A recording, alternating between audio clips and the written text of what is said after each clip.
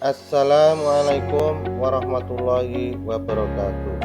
Saya Broto Sugianto, calon guru penggerak Angkatan 10 dari Kabupaten Wonogiri, SMP Negeri 1 Jatisroro. Pada kesempatan kali ini, saya akan melakukan aksi nyata kegiatan diseminasi di sekolah mengenai pemahaman dan pengalaman penerapan. Pada pembelajaran kali ini saya didampingi oleh fasilitator yang luar biasa, beliau Ibu Siti Alia, dan pengajar praktek Ibu Kuntari Purwaningsih. Nah, berikut ini merupakan kegiatan diseminasi di sekolah mengenai pemahaman dan pengalaman penerapan budaya positif. Assalamualaikum warahmatullahi wabarakatuh. Waalaikumsalam warahmatullahi wabarakatuh. Sebelumnya pada Bapak Ibu Guru yang saya hormati, marilah kita panjatkan puji syukur kehadirat Allah Tuhan Yang Maha Esa, yang mana pada hari ini kita masih diberi rahmat, hidayah dan inayahnya sehingga kita semua bisa hadir di ruangan ini untuk pemaparan dari saya, diseminasi hasil pengembangan profesi guru sosialisasi budaya positif. Sebelum kita lanjut Bapak Ibu semuanya, agar kegiatan pada hari ini kita diberi kelancaran, mari kita awali dengan bacaan basmalah bersama-sama. Bismillahirrahmanirrahim. Terima kasih. Bapak Ibu Guru, kali ini saya dari guru penggerak, calon guru penggerak, fasilitator saya adalah Ibu Siti Alia, kemudian pengajar prakteknya adalah Ibu Kuntari Purwaningsih. Bapak Ibu Guru semuanya, sebelum kita lanjut ke materi yang akan saya paparkan pada kesempatan hari ini, mari kita breathing dulu supaya tidak tegang, slow semuanya. Mari Bapak Ibu Guru, silakan berdiri semuanya.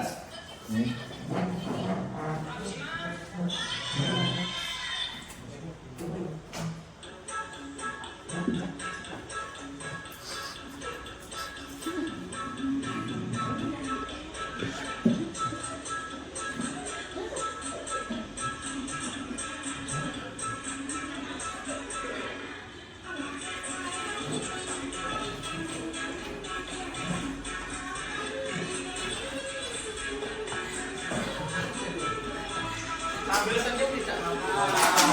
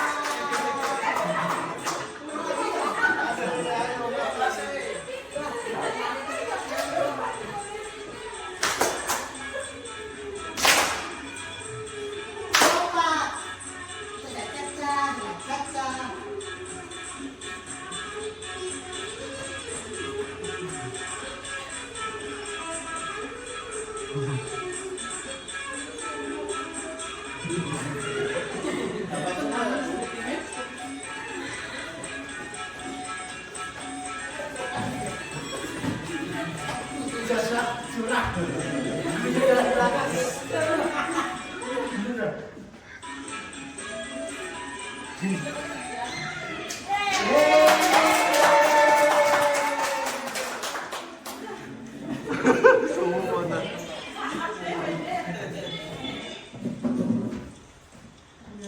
kasih Ibu, Bapak-bapak semuanya ya. Untuk kita lanjutkan. Semangat, harus semangat. Oke, kalau kita semangat kita lanjut ya. Tadi kita awalnya sudah kita kasih judul tentang budaya positif. Nah, untuk kali ini perkenankan saya untuk memaparkan terkait dengan budaya positif. Bapak Ibu semuanya, budaya positif di sekolah merupakan pembentukan karakter bagi peserta didik yang nantinya dapat menjadi pembiasaan-pembiasaan positif bagi peserta didik. Contoh dari budaya positif yang ada di sekolah adalah senyum, sapa, salam, kemudian membuang sampah di tempatnya, kemudian berdoa ketika memulai maupun mengakhiri daripada pelajaran atau melakukan kegiatan-kegiatan aktivitas yang lain. Kemudian ada namanya toleransi, kemudian bertanggung jawab, menjaga kelestarian lingkungan sekolah, sopan santun, disiplin terhadap peraturan dan tata tertib. Nah, itu Bapak, Ibu, di sekolah mungkin sudah kita laksanakan terkait dengan pembiasaan positif itu ya. Termasuk pada Jumat bersih dan sebagainya, kemudian ada kegiatan-kegiatan lain yang terkait dengan kegiatan-kegiatan yang positif yang kita lakukan di sekolah. Selanjutnya Bapak Ibu, perubahan paradigma stimulus respon. Jika kita mau melakukan perubahan yang positif, maka mulailah dari diri sendiri. Karena apa? Kita khususnya seorang pendidik harus menjadi namanya teladan bagi peserta didik kita. Nah, pendidik harus dapat menciptakan suasana kelas yang nyaman, kondusif, indah, bersih dan menyenangkan, sehingga peserta didik merasa nyaman untuk melakukan pelajaran atau pembelajaran serta dapat mengembangkan potensi sesuai bakat dan minatnya. Bapak Ibu, kalau kita mengingat dari filosofis Ki Hajar Dewantara ya, yang Nadya Manungkarso, Tuturi Handayani itu bahwa seorang guru harus memberi contoh atau suri teladan kepada anak didiknya, sehingga apa yang kita lakukan pasti akan dicontoh oleh siswa atau peserta didik. Walaupun penuh dengan godaan, kalau kita memegang teguh apa yang menjadi keyakinan kita, akan kita tetap dipertahankan. Demikian juga budaya positif akan bisa dilakukan kalau seorang guru bisa konsisten memberikan contoh positif kepada murid dan lingkungan sekolah. Nah, bisa kita tarik kesimpulannya. Tadi sudah saya sampaikan bahwasanya kita menjadi seorang pendidik, kita harus menjadi suri teladan yang baik. Kita harus bisa menyertakan di dalam kelas yang nyaman, kondusif, sehingga anak-anak akan termotivasi untuk belajar yang lebih baik. Selanjutnya adalah disiplin positif. Bapak Ibu, terkait dengan disiplin positif adalah merupakan unsur utama dalam terwujudnya budaya positif yang kita cita-citakan di sekolah kita. Disiplin positif merupakan pendekatan mendidik anak untuk mengontrol diri dan membutuhkan kepercayaan diri. Sebelum pelajari modul yang saya pelajari 1.4, itu saya beranggapan bahwa disiplin itu sangat erat hubungannya dengan tata tertib atau peraturan dan hukuman. Padahal itu sungguh berbeda ya. Jadi sebelum saya pelajari modul itu saya masih menganggap bahwa disiplin itu hubungannya dengan tata tertib atau peraturan dan hukuman. Karena belajar tentang disiplin positif tidak harus dengan memberi hukuman. Justru itu adalah salah satu alternatif terakhir dan kalau perlu tidak digunakan sama sekali. Bapak Ibu, terkait dengan kedisiplinan, itu seharusnya seyogyanya itu tidak memerlukan namanya hukuman. Tapi kalau memang itu masih dipakai, diperkenankan ya itu. Nah, yang selanjutnya adalah kita cenderung menghubungkan kata disiplin dengan ketidaknyamanan. Bapak Ibu, ketika siswa itu melihat tata tertib sekolah, kemudian pasti dia mengasumsikan kalau melanggar tata tertib pasti saya akan dihukum. Nah ini menimbulkan ketidaknyamanan bagi peserta didik yang ada di sekolah. Nah, teori kontrol yang pertama adalah ilusi guru mengontrol murid. Pada dasarnya kita tidak dapat memaksa murid untuk berbuat sesuatu jikalau murid tersebut tidak melakukannya. Walaupun tampaknya guru sedang mengontrol perilaku murid, hal demikian terjadi karena murid sedang mengizinkan dirinya dikontrol. Saat itu bentuk kontrol guru menjadi kebutuhan dasar yang dipilih murid tersebut. Teori kontrol menyatakan bahwa semua perilaku memiliki tujuan, bahkan terhadap perilaku yang tidak disukai. Kemudian yang kedua adalah penguatan positif atau bujukan adalah bentuk-bentuk kontrol. Segala usaha untuk mempengaruhi murid agar mulai suatu perilaku tertentu adalah suatu usaha untuk mengontrol murid tersebut dalam jangka waktu tertentu. Kemungkinan murid tersebut akan menyadari dan coba untuk menolak bujukan kita, atau bisa jadi murid tersebut menjadi tergantung pada pendapat sang guru untuk berusaha. Kemudian yang selanjutnya, ilusi yang ketiga adalah bahwa kritik dan membuat orang merasa bersalah dapat menguatkan karakter.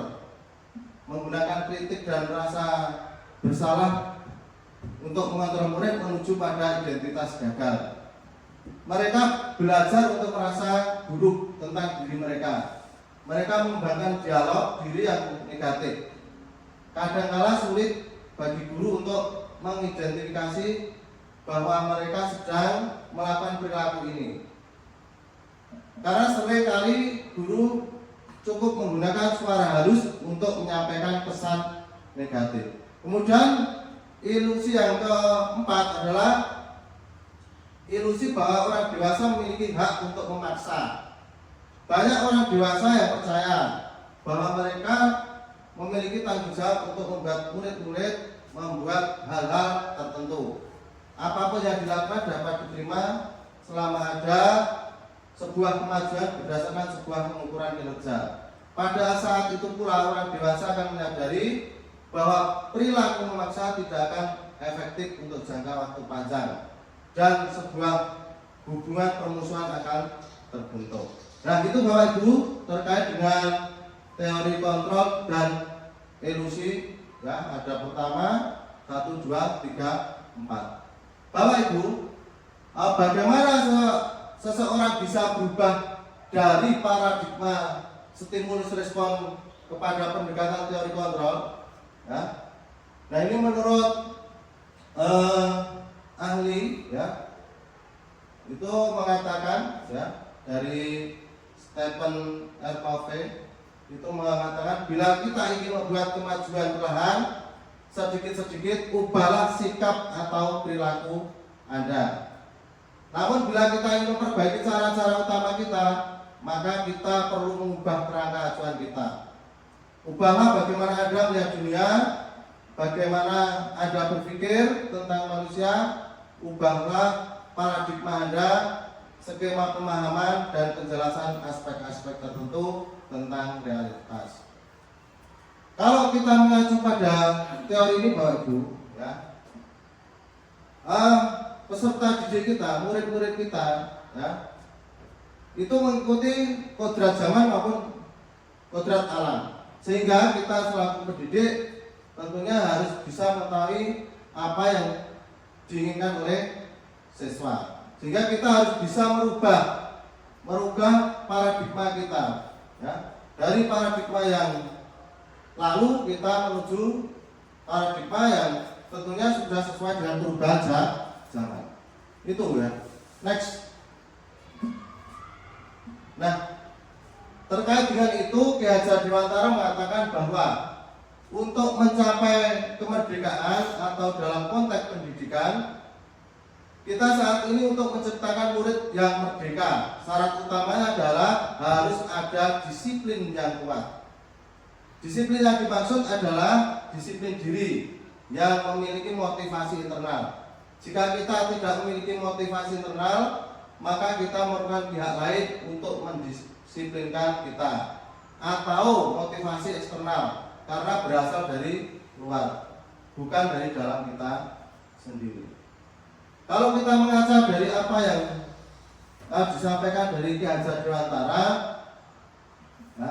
disiplin dimulai dari diri kita sendiri, ya. Sebelum kita membentuk siswa untuk disiplin, mulailah dari diri kita. Apalagi kita sebagai suri teladan, maka disiplin ini harus kita terapkan dari diri kita pribadi. Kemudian yang selanjutnya adalah disiplin diri dapat membuat seseorang menggali potensinya menuju kepada sebuah tujuan, sesuatu yang dihargai dan bermakna. Dengan kata lain, disiplin diri mempelajari bagaimana cara kita mengontrol diri dan bagaimana menguasai diri untuk memilih tindakan yang mengacu pada nilai-nilai yang kita hargai. Dengan kata lain, seseorang yang memiliki disiplin diri berarti mereka bisa bertanggung jawab terhadap apa yang dilakukannya karena mereka berdasarkan tindakan mereka pada nilai-nilai kewajiban universal. Itu Bapak Ibu Guru terkait apa disiplin yang disampaikan menurut Ki Hajar Dewantara. Selanjutnya teori motivasi, hukuman, dan penghargaan. Bapak Ibu terkait dengan motivasi perilaku manusia, bahwa manusia itu cenderung untuk menghindari ketidaknyamanan atau hukuman. Jadi saya sudah sampaikan di atas bahwasanya siswa itu pengen menghindari rasa ketidaknyamanan atau hukuman, ya, itu. Yang kedua, untuk mendapatkan imbalan atau penghargaan dari orang lain. Nah, bentuk imbalan atau penghargaan dari orang lain ini bermacam-macam, ya, itu. Kemudian untuk menjadi orang yang merdeka, mereka inginkan dan menghargai diri sendiri dengan nilai-nilai yang mereka percaya. Selanjutnya adalah teori motivasi, hukuman, dan penghargaan restitusi. Ya. Dalam menjalankan peraturan atau keyakinan kelas, bila mana ada sesuatu pelanggaran, tentunya sesuatu harus terjadi. Untuk itu kita perlu meninjau ulang tindakan penegakan peraturan atau keyakinan sekolah kita selama ini. Tindakan terhadap suatu pelanggaran pada umumnya berbentuk hukuman atau konsekuensi. Dalam hal ini, modul yang saya pelajari ini akan diperkenalkan dengan program disiplin positif yang dinamakan adalah restitusi. Nah, apa yang dimaksud dengan restitusi? Restitusi adalah proses menciptakan kondisi bagi murid untuk memperbaiki kesalahan, sehingga mereka bisa kembali pada kelompok mereka dengan karakter yang lebih kuat. Sehingga diharapkan dengan restitusi ini, anak-anak yang mempunyai permasalahan bisa dientaskan dengan tidak menimbulkan permasalahan di belakang hari. Hukuman bersifat satu arah. Kenapa satu arah? Hukuman biasanya datangnya adalah dari pihak guru yang memberikan, dan murid hanya menerima suatu hukuman tanpa melalui suatu kesepakatan. Jadi ada namanya seorang guru itu menjadi penghukum karena tidak melalui pertanyaan dulu. Contoh, ketika anak terlambat sekolah langsung disuruh push up 10 kali. Nah, ini seorang guru berarti menjadi penghukum. Karena apa? Tidak ditelusuri kenapa dia terlambat sekolah, ya. Sehingga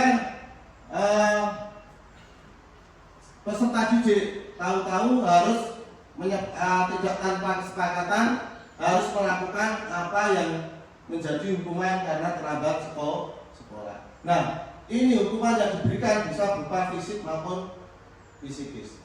Bentuknya fisik itu contoh dengan ucapan-ucapan, bisa dengan unjuk tangan, ya, bisa dengan perkataan. Kemudian ada nama fisik tadi sudah saya sampaikan, bisa dengan berputar mengelilingi halaman atau yang lain. Nah, anak akan merasa disakiti apabila disuruh misalnya push up 10 kali, kemudian berkeliling secara fisik ke halaman. Nah, ini selanjutnya, Pak. Ini contoh daripada posisi guru sebagai penghukum, ya.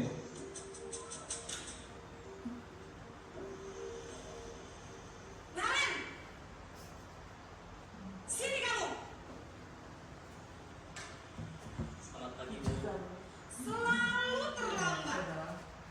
Kamu deh pasti terlambat. Aku, saya, Apa? Apa coba? Alasan kamu apa lagi? Kapan sih kamu tidak terlambat? Malas sekali ya kamu jadi anak. saya, Dasar pemalas. Gak kapok-kapok sih kamu. Sudah berapa kali terlambat? Sana, kamu keliling lapangan basket 2 kali. kenapa saya harus keliling lapangan basket, Bu? Kenapa? Kamu melawan ibu? Berani-beraninya jawab. Sudah terlambat, masih berani jawab pula. Sekarang, keliling lapangan basket 5 kali sekalian. Biar kapok. Cepat. Pergi sana ke lapangan basket. Jadi ini yang Bapak Ibu gambaran terkait guru menjadi penghukum bagi peserta didik, ya. Jadi ketika anak terlambat sekolah atau datang ke sekolah, maka yang pertama dilakukan oleh guru tersebut adalah memberikan hukuman kepada siswa. Jadi siswa tidak diberi kesempatan untuk menguraikan kenapa dia terlambat, sehingga langsung seorang guru menjadi penghukum menyuruh anak peserta didiknya untuk memutari lapangan basket. Ini adalah bentuk penghukum. Nah, yang selanjutnya adalah dihukum oleh penghargaan. Saat kita berulang kali menjanjikan hadiah kepada anak-anak agar berperilaku bertanggung jawab, atau kepada seorang murid agar mempelajari sesuatu yang baru, atau kepada seorang karyawan agar melakukan pekerjaan yang berkualitas, kita sedang berasumsi mereka tidak dapat melakukannya atau mereka tidak akan memilih untuk melakukannya. Ini menurut Alfi. Jadi Bapak Ibu, dihukum oleh penghargaan itu ternyata masih banyak yang dilakukan oleh Bapak Ibu guru di dalam kelas. Contoh dihukum secara penghargaan itu apa loh? Nah, dihukum secara penghargaan misal ketika anak bisa menyelesaikan tugasnya, maka ada namanya seorang guru memberikan hadiah. Hadiah itu bentuknya apa? Bisa dikasih uang. Nah, ini namanya bisa diartikan memberikan hukuman secara penghargaan. Nah, ini jadi terkait dihukum oleh penghargaan itu ada pengaruh jangka pendek dan jangka panjang dari memberi penghargaan tersebut. Yang pertama, penghargaan efektif, ya.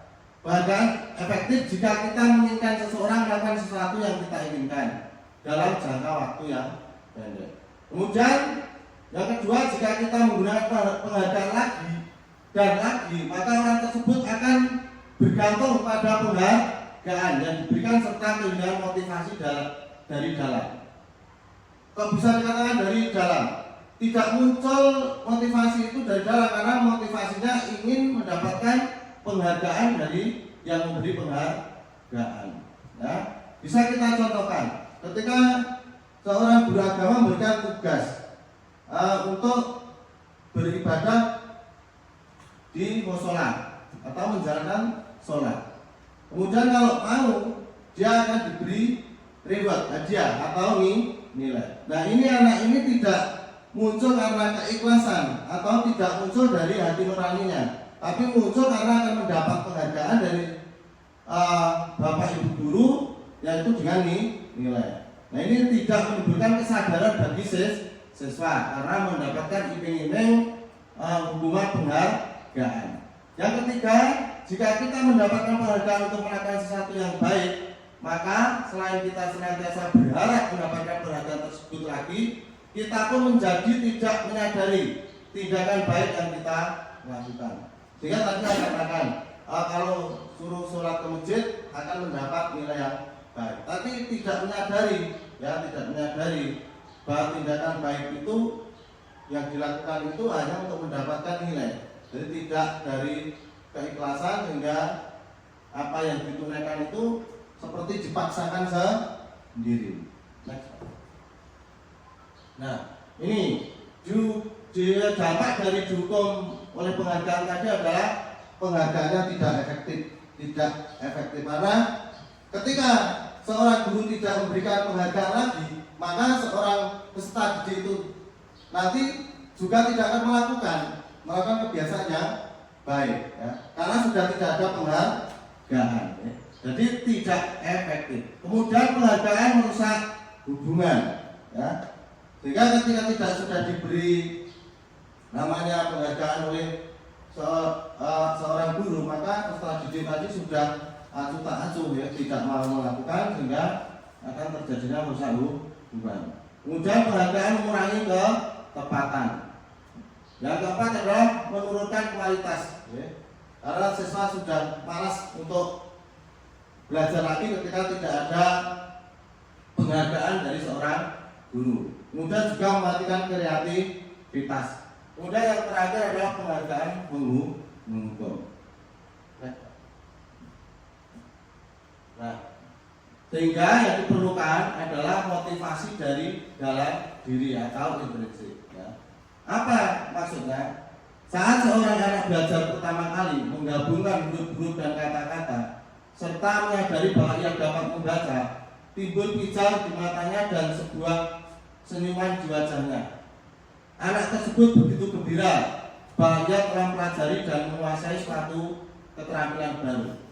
Kesadaran akan kemampuannya bahwa dia sudah dapat membaca sendirinya sudah merupakan sebuah penghargaan. Nah, ini ya, yang diharapkan adalah penghargaan itu timbul dari pribadinya sendiri, ya, bukan dari orang lain. Apa artinya? Ketika anak kita mengajari anak, ya, waktu kecil mungkin berhitung 1, 2, 3, 4, kemudian dia bisa, ketika dia melakukan sendiri bisa, maka dia akan senang dan mengatakan, oh ibu, oh bapak, saya sudah bisa berhitung. Nah, ini namanya motivasi datang dari dalam diri sendiri, gitu. Karena anak-anak TK itu kan menyenangkannya ketika dia bisa itu dengan gembira, ya.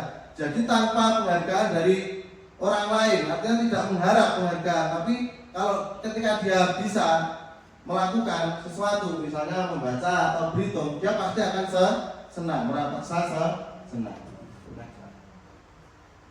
Kemudian konsekuensi, Bapak Ibu terkait dengan konsekuensi sudah terencana tentunya dan sudah disepakati, ya, bahwa dan disetujui oleh murid dan guru. Umumnya bentuk-bentuk konsekuensi dibuat oleh guru atau sekolah dan murid sudah mengetahui sebelumnya konsekuensi yang akan diterima bila ada pelanggaran.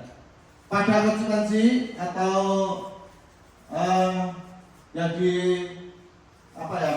didiskusikan bersama, maka murid tetap dibuat tidak nyaman untuk jangka waktu pendek. Ketika ada konsekuensi belum terbiasa, maka siswa akan merasa menjadi beban dan tidak nyaman dengan konsekuensi yang telah disepakati. Konsekuensi biasanya diberikan berdasarkan suatu data yang umumnya dapat diukur. Selanjutnya adalah restitusi. Melalui restitusi, ketika murid berbuat salah, guru akan menanggapi dengan cara yang memungkinkan murid untuk membuat evaluasi internal tentang apa yang dapat mereka lakukan untuk memperbaiki kesalahan mereka dan mendapatkan kembali harga dirinya. restitusi tidak hanya menguntungkan korban, tetapi juga menguntungkan orang yang telah berbuat salah. Jadi dengan metode restitusi ini nanti ya, yang akan kita bahas, maka siswa juga diuntungkan, Bapak Ibu guru yang melalui metode restitusi ini juga akan diuntungkan. Nah, ini Bapak Ibu guru, ciri-ciri restitusi yang membedakannya dengan program disiplin lainnya adalah yang pertama, restitusi bukan untuk menebus kesalahan, namun untuk belajar dari kesalahan. Jadi bentuknya di sini adalah penyelesaian sehingga anak akan tidak mengulangi lagi dari kesalahan yang telah diperbuat. Tapi ketika hukuman itu kadang-kali akan diulangi lagi terus. Dan dengan restitusi ini anak akan merasa bersalah dan tidak akan mengulangi apa yang dilakukan. Kemudian yang selanjutnya restitusi memperbaiki hubungan dengan siapa? Tentunya hubungan dengan warga sekolah. Kemudian restitusi adalah tawaran, bukan paksaan. Jadi nanti ada tawaran, ya, sehingga akan timbul konsekuensi. Ketika melakukan kesalahan, tawarannya apa? Ya, itu sesuai yang disepakati bersama. Itu. Kemudian restitusi menuntut untuk melihat ke dalam diri. Dan selanjutnya dari restitusi mencari kebutuhan dasar yang mendasari tindakan. Restitusi fokus pada karakter, bukan tindakan. Jadi intinya bahwa restitusi ini adalah membentuk karakter anak, sehingga yang perilaku yang sebelumnya mungkin bisa berubah dengan cara kita menggunakan metode restitusi. Restitusi menguatkan restitusi fokus pada solusi, jadi memecahkan masalah yang dihadapi oleh siswa. Ketika anak mempunyai masalah, tadi terlambat misalnya ya, seorang guru mungkin mengukur, tapi dengan metode restitusi ini akan dicari permasalahannya. Kenapa anak terlambat? Ya, karena mungkin saja anak masih membantu orang tuanya di rumah sehingga menimbulkan keterlambatan. Nah ini nanti akan dicari permasalahannya, akar masalahnya, sehingga anak tidak akan mengulangi kembali datang sekolah dengan terlambat, ya, tanpa paksaan, sehingga anak menyadari dengan sendirinya. Kemudian restitusi mengembalikan murid yang berbuat salah pada kelompoknya. Pada kelompok siapa? Kelompok tentunya yang tidak mempunyai masalah atau selalu melakukan tindakan yang tidak disiplin sesuai dengan aturan dan tata tertib sekolah. Yang ketiga adalah keyakinan kelas. Jadi ada namanya kesepakatan bersama-sama yang kita lakukan di dalam kelas, yaitu keyakinan kelas. Salah satu disiplin positif yang bisa kita terapkan dalam membangun budaya positif di sekolah. Dengan adanya keyakinan kelas, di setiap kelas diharapkan dapat mewujudkan tujuan pendidikan yang berorientasi pada profil pelajar Pancasila. Keyakinan kelas harus berisi nilai-nilai kebajikan yang dinilai dan dilaksanakan oleh warga kelas. Bapak Ibu semuanya, tentunya di dalam kelas semua sudah ada namanya keyakinan kelas. Keyakinan kelas dibuat secara bersama-sama oleh siswa dan Bapak Ibu guru. Ya, banyak sekali apa saja keyakinan kelas, nanti akan kita bahas yang selanjutnya. Tahap menciptakan program kebajikan. Ya. Yang pertama adalah ya, daftar kebajikan yang telah disusun secara bersama. Yang kedua, tentukan nilai-nilai kebajikan yang ingin dijadikan perhatian utama di sekolah atau di kelas. Kemudian sempurnakan beberapa daftar nilai kebajikan yang utama. Buatlah poster atau muat di media tentang keyakinan sekolah. Jadi Bapak Ibu, keyakinan yang telah kita buat bersama bisa kita wujudkan di dalam kelas, mungkin bisa poster atau tulisan yang ditempel di dalam kelas. Sehingga ketika anak itu melakukan kesalahan, tentunya akan menengok kembali keyakinan yang telah dibuat. Ketika anak misalnya datang terlambat, maka ada kesepakatan bersama yang diwujudkan dalam keyakinan kelas. Ketika anak tidak mengerjakan tugas, tentunya ada konsekuensi yang harus dilakukan atau yang diterima sesuai dengan keyakinan kelas yang telah dibuat.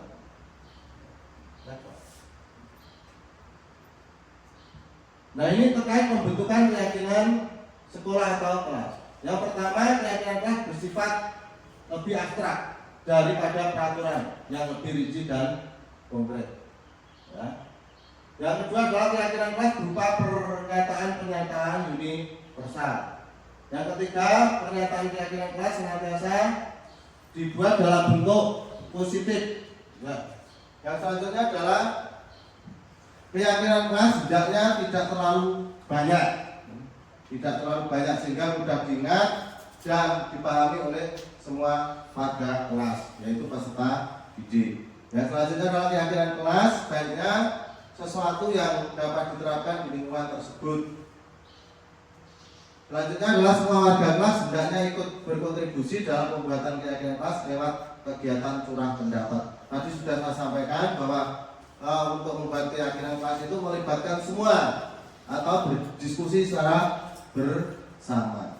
Kemudian bersedia meninjau kembali keyakinan kelas dari waktu ke waktu. Sesuai tidak apabila ada kesalahan atau permasalahan yang timbul kemudian di keyakinan kelas itu tidak ada belum tercantum, maka kita tinjau kembali keyakinan kelas itu sudah sesuai atau belum. Kalau belum sesuai berarti kita tambahkan lagi untuk kita bentuk menjadi keyakinan kelas atau sekolah.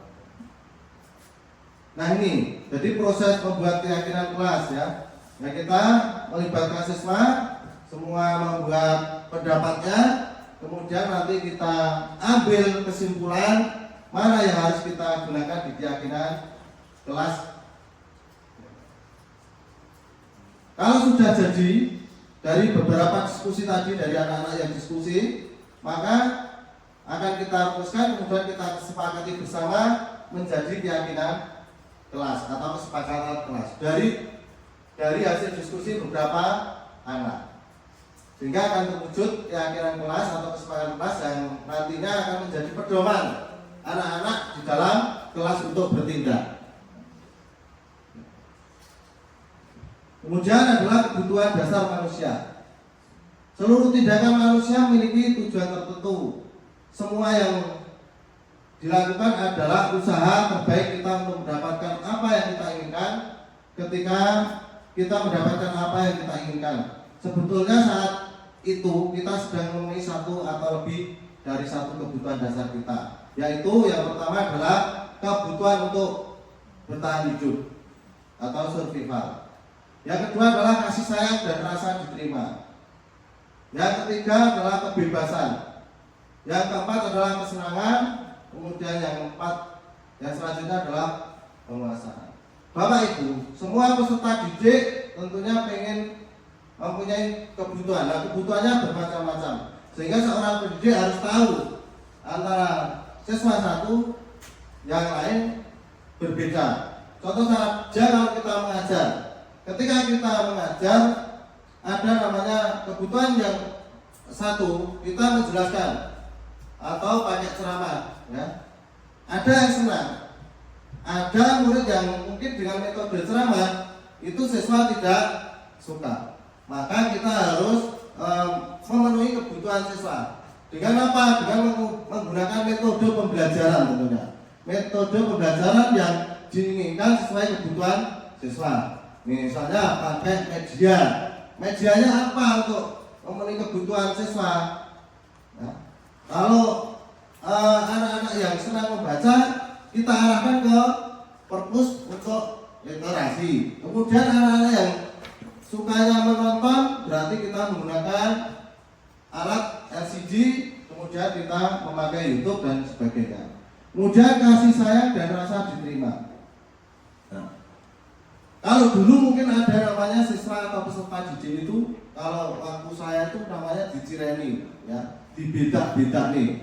Nah, kalau sekarang semua siswa itu harus merasa sama mendapatkan kasih sayang oleh semua guru, baik itu mungkin secara kecerdasan lebih maupun bagi peserta didik yang kecerdasannya di bawah rata-rata. Betul. Kemudian siswa harus diberi kebebasan untuk berekspresi dan berkreativitas. Tuh. Kemudian kesenangan. Tadi saya sampaikan bahwa kesenangan antara siswa satu dengan yang lain berbeda-beda cara mendapatkan kita pembelajarannya. Tuh ya. Jadi ketika seorang murid melakukan sesuatu perbuatan yang bertentangan dengan nilai-nilai kebajikan atau melanggar peraturan, hal itu sebenarnya dikarenakan mereka gagal memenuhi kebutuhan dasar. Nah ini, jadi kita seorang guru harus peka terhadap anak didik kita. Kemudian yang kelima adalah posisi kontrol. Ya. Menurut Gianni Gosser dalam bukunya Restitution Turing School Discipline mengembangkan bahwa guru perlu meninjau kembali penerapan disiplin di dalam ruang-ruang kelas mereka selama ini. Apakah telah efektif? Apakah berpusat, memerdekakan, dan memandirikan murid? Bagaimana dan mengapa? Nah ini menjadi pertanyaan kita ketika kita di dalam kelas ya, di kelas ya. Apakah kita sudah memerdekakan murid? Artinya apa? Memberi kebebasan pada siswa untuk mengembangkan pendapat ya. Kemudian berpusat pada siswa. Apakah kita sudah memberikan kebebasan untuk pembelajaran berpusat pada peserta didik? Kita tinjau lagi kepada diri kita ya. Kalau menurut filosofi Ki Hajar Dewantara, pembelajaran itu seyogyanya, sebaiknya harus berpusat pada peserta didik. Jadi kalau zaman dulu itu berpusat pada guru, kalau sekarang berpusat pada peserta didik. Guru ceramah, peserta didik mendengarkan. Sekarang kebalikannya, jadi peserta didik itu bukan objek, tapi subjek. Peserta didik mengenai pendapat, Bapak Ibu guru mendengarkannya. Yang selanjutnya adalah teori kontrol dari William Glasser. Ya. Berkesimpulan ada 5 posisi kontrol yang diterapkan seorang guru, orang tua ataupun atasan dalam melakukan kontrol. Kelima posisi kontrol tersebut adalah penghukum, pembuat rasa bersalah, teman, pemantau, dan coach atau manager. Ya. Nah ini Ibu, jadi ada 5 ya. Jadi penghukum tadi sudah kita pelajari di depan ya. Jadi seorang guru bisa menjadi penghukum, kemudian bisa membuat merasa bersalah, kemudian bisa menjadi teman, kemudian yang keempat bisa menjadi pemantau, yang terakhir bisa menjadi manajer. Nah ini Bapak Ibu contoh daripada 5 posisi kontrol.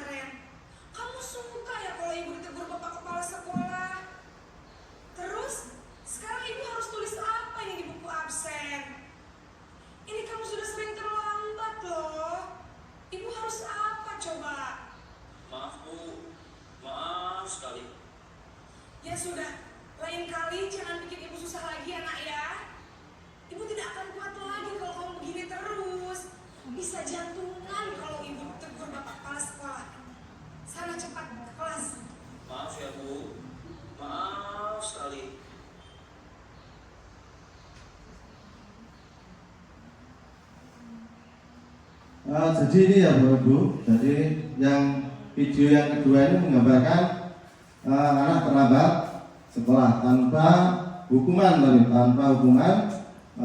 tapi anak nanti diberi rasa untuk tidak mengulangi kembali. Yang selanjutnya adalah segitiga restitusi. Restitusi adalah proses menciptakan kondisi bagi murid untuk memperbaiki kesalahan mereka, sehingga bisa kembali pada kelompok mereka dengan karakter yang lebih kuat. Sedangkan segitiga restitusi adalah sebuah tahapan untuk memudahkan para guru dan orang tua dalam melakukan proses untuk menyiapkan anaknya untuk melakukan restitusi. Ya, betul. Kemudian langkah-langkah dari restitusi itu apa saja? Yang pertama adalah menstabilkan identitas.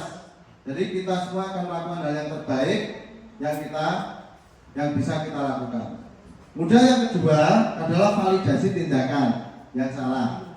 Semua perilaku memiliki alasan. Ya. Jadi misalnya tadi, kenapa terlambat sekolah? Datang sekolah pasti punya alasan. Ya. Jadi kita akan divalidasi dulu. Ya. Dicari akar masalahnya. Bocah itu mendinot terlambat. Apa? Maka kita validkan dulu datanya. Ya. Yang kemudian yang ketiga, kalau sudah divalidkan, maka kita kembalikan keyakinan kelas yang tadi sudah kita buat bersama. Ketika anak terlambat sekolah, keyakinan kelasnya tadi apa? Sudah diingat-ingat, ya, diingat kembali. Ya. Ketika anak melakukan pelanggaran yang tidak sesuai dengan apa menjadi tata tertib sekolah, maka kita kembalikan ke keyakinan kelas, ditanyakan bagaimana tentang keyakinan kelas yang telah kita sepakati bersama. Bapak Ibu guru, ini adalah terkaitannya segitiga restitusi. Kenapa kamu tidak mengusulkan tugas? KPN mengandung Pak, soalnya melanggar struktur sampai jam 12 malam.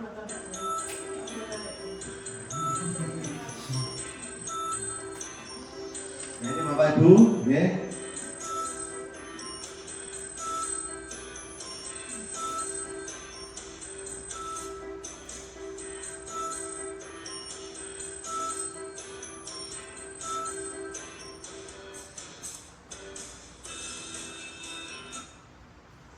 Selamat pagi Pak. Selamat pagi, ya. Silakan duduk. Oke.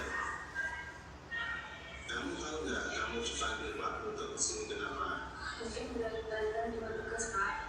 Kemarin kamu masuk kan? Iya Pak, masuk tetapi saya tidak menggunakan tugas. Dengan semua orang pasti pernah melakukan kesalahan. Pak Broto pun juga sama. Namun setiap kesalahan pasti ada alasannya. Kira-kira apa alasanmu? Kenapa kamu tidak mengusulkan tugas? KPN mengandung Pak, soalnya melanggar struktur sampai jam 12 malam. Akhirnya saat pelajaran mengantuk. Mengantuk, kamu masih ingat keyakinan kelas kita? Masih Pak. Kalau kamu masih ingat apa yang kamu lakukan itu sudah sesuai dengan keyakinan kelas kita belum? Belum Pak. Nah, kalau belum, keyakinan apa yang tidak sesuai dengan perbuatanmu itu? Selalu bertanggung jawab Pak. Nah, berarti kamu sudah tahu itu tidak sesuai dengan keyakinan kelas kita. Kira-kira apa solusi yang kamu tawarkan untuk memperbaiki kesalahanmu? Iya Pak. Pertama, saya minta maaf karena tidak menunjukkan tugas. Kedua, saya tidak akan terlalu malam lagi. Dan yang ketiga, saya akan mengerjakan tugas dari Pak Broto dan akan saya tunjukkan besok pagi. Baik, saya apresiasi atas tanggung jawabmu. Nah, lakukan dengan baik, Mel. Terus ini kamu boleh kembali istirahat. Terima kasih Pak Broto. Permisi. Jadi ini anak yang tidak mengerjakan tugas, ya, Bu. Ini yang kedua, kasus yang kedua.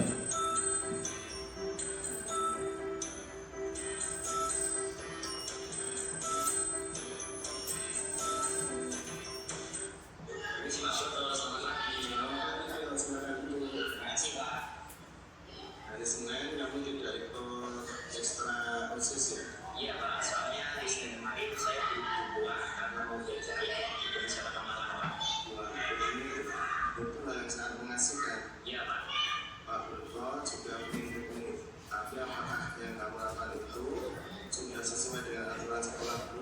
Ya, soalnya saya tidak mengikuti ekstra dan memberi izin. Nah, kita kan punya keyakinan sekolah atau keyakinan kelas. Kira-kira keyakinan sekolah dan keyakinan kelas apa yang tidak sesuai dengan perbuatan itu? Tertib mengikuti kegiatan sekolah Pak. Berarti kamu tahu keyakinan Tuhan yang sudah kita sepakati ya? Tahu Pak. Nah, selanjutnya kira-kira apa solusi yang terbaik? Mungkin saya bisa meminta izin kepada pembina sesuatu dahulu Pak. Selain itu, mungkin ada yang lain? Saya mengikuti ekstra terlebih dahulu, baru mengikuti ekstra. Berarti kamu sudah tahu solusinya ya? Tidak Pak. Berarti kedepannya kamu bisa menerapkan peraturan sekolah kita sesuai dengan keyakinan yang sudah kita buat ya. Baik Pak, insya Allah saya akan memiliki banyak ke depannya. Sekarang silakan kembali ke kelas untuk pelajaran selanjutnya. Terima kasih.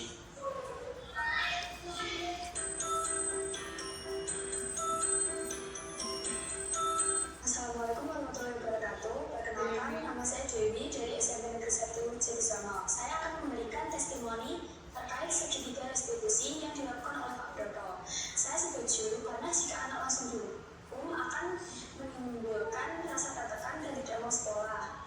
Dengan cara ini kita diberikan kesempatan untuk memperbaiki kesalahan diri kita sendiri. Sekian dari saya. Wassalamualaikum warahmatullahi wabarakatuh. Assalamualaikum warahmatullahi wabarakatuh. Perkenalkan, nama saya Tio Tugas Andika dari SMP Negeri 1 Jatisono akan memberikan testimoni terkait segitiga restitusi yang telah dilakukan oleh Pak Broto. Saya setuju karena jika siswa langsung diberi hukuman secara langsung akan membuat siswa menjadi trauma dan malu. Dengan cara ini, siswa akan memperbaiki kesalahan yang telah diperbuatnya dan juga tidak akan mengulangi perbuatan yang sama. Sekian dari saya. Wassalamualaikum warahmatullahi wabarakatuh.